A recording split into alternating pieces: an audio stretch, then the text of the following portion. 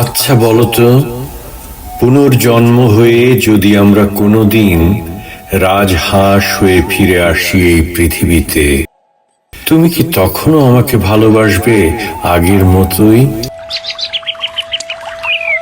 কথা দিলাম, ভালোবাসবো তোমায়। সুন্দর রাজহাঁসের শুভ্র ডানায় সূর্যের আলো মিশিয়ে হ্রদের নীল ঢেউয়ের মাঝে আমরা হারিয়ে যাব আনন্দ বন্যায়। আর তুমি স্বপ্নীল কোন সন্ধ্যায় মায়াবী রাজহাঁসির চোখের আলো হয়ে, সরু গলার লম্বা বাঁকে কমলা ঠোঁটের ছোঁয়ায় দেখব তোমার সৌন্দর্য। মনের অজান্তে লিখে দেব গোধূলির অস্তর আগে ভালোবাসার হংস মিথুনের বিরল প্রেমের উপাখ্যান। তুমি আবার কবি হয়ে গেলে নাকি? হয়তো তাই। আমরা হব হ্রদ, নদী আর পুকুরের দুটি মায়াবী পাখি, যেখানে বিস্তৃত জলের প্রতিচ্ছায়ায় নীল আকাশ কথা বলে, যেখানে নীলিমা ছুঁয়ে ঝুঁকে পড়ে সবুজ গাছের ডাল। জলজ ঘাসেরা মাথা উঁচু করে হালকা ঢেউয়ের সাথে নাচে।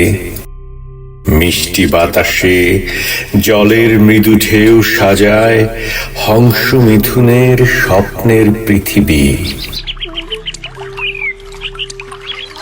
আমরা মিলব সূর্যাস্তের সোনালী আলোয় রাঙা মেঘের আকাশে, গোধূলির ছায়ায় জলের প্রতিফলনে।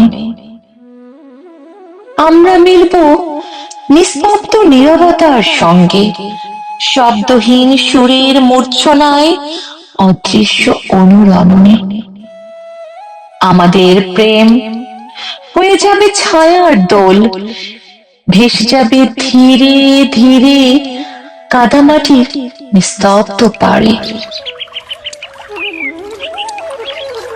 তবে তাই আমরা একসাথে ভাসব নীল জলের পৃথিবীতে।